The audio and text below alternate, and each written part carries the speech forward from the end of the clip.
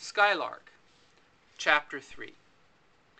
First from Anna's journal. Sarah loved the snow. "We don't have drifts of snow in Maine," she said. She waited and watched for it so she could paint the prairie snow with morning sun on it. She taught me to paint with watercolors, too. We painted the barn and tree by the cow pond, and we painted the sky just after sunset, Sarah's favorite time. "When you can't tell where the color comes from," Sarah said. On Sunday, the air was still, the way it was before a storm. We dressed up and rode the wagon to church. Inside the church, it was cool, like a prairie spring, and Caleb fell asleep. Matthew, Maggie, Rose, and Violet, our closest neighbors, sat in front of us. Tom, their baby, turned around and reached out to Sarah. She smiled and took his hand. Papa smiled too. We all hated to go outside into the sun again. Maggie and Sarah walked to the wagons, shading their eyes against the sun. "Any news?" asked Maggie. "Seal is having babies," said Caleb. "Lots of babies." Maggie laughed. "That's big news. Come to think of it, I've seen Seal at our house," said Maggie, "with Sam, the orange cat." Sarah smiled. "So it's Sam, is it?" Sarah and Maggie laughed together. Then Sarah reached over and took Tom in her arms. She kissed the top of his head.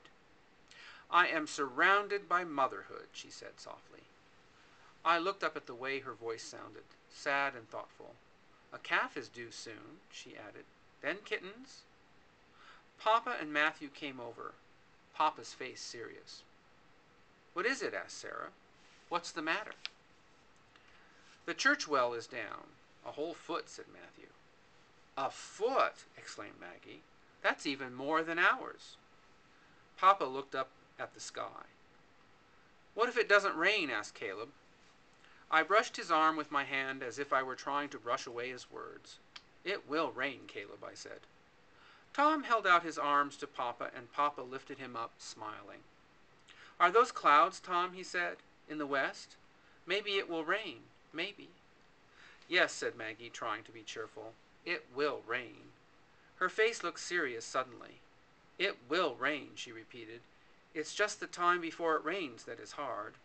It always is." We rode home, followed by clouds of dust tossed up by our wagon. The sky was blue. Heat waves rose off the land.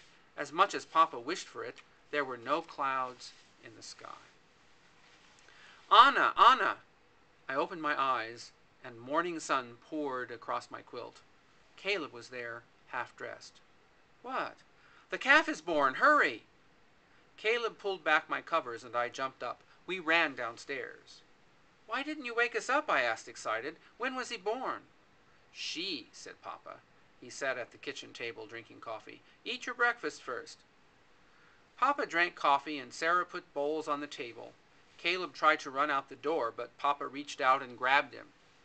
"Eat," said Papa firmly. "Hurry, Caleb, eat faster," I said. "I'm eating as fast as I can," said Caleb. "Is Mame excited? Does she like her baby?" he asked Papa. Papa grinned at Sarah. "An excited cow? I'm not sure I noticed. What do you think, Sarah?" "I think she likes her calf," said Sarah, smiling back at Papa. "What does she look like?" I asked. "Small, brown," said Papa. "She has some white on her face." Sarah looked at me over her cup. "Your Papa says her face is as pale as the winter moon," she said, "and to think that you said that sometimes he is not good with words." I smiled at Sarah. "Moonbeam," said Caleb. "We could call her Moonbeam." Papa laughed at the name. "Finished," Caleb said, his spoon clattering in the empty bowl. "Finished," I said. And we ran out the door to the barn, where in the shadows Mame looked up at us, her eyes steady. After a moment, Mame leaned over to lick the calf that lay in the hay. "Sarah's right," whispered Caleb. "Mame likes her calf." Papa was right, too. Her face was as pale as the winter moon.